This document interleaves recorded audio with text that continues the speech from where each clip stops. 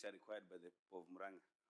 But money to come to the counties, and even some of these problems that we face in Murang'a, healthcare is working because of your innovativeness. Counties, but should remain at the center in Nairobi for the use manner, because now we have KIPES, county agriculture. Still overflowing with waste.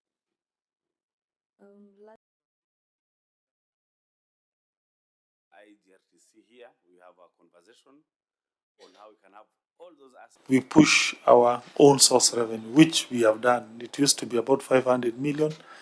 It is now 1.3 billion as at the last financial year. But that's not enough for us to shepherd this, because we also have other programs.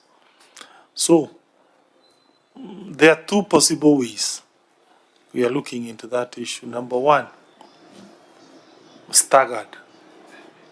We consider them in a staggered manner. And that may take years, but that's one of the areas we are discussing as a cabinet.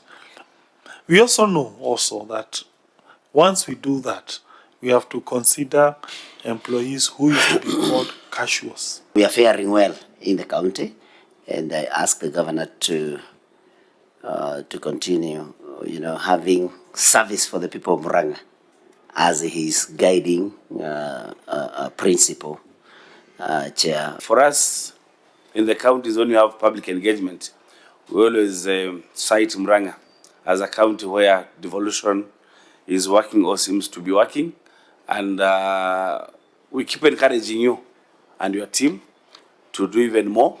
I know the room for expansion, the room for improvement is the biggest room in the world, so you can improve.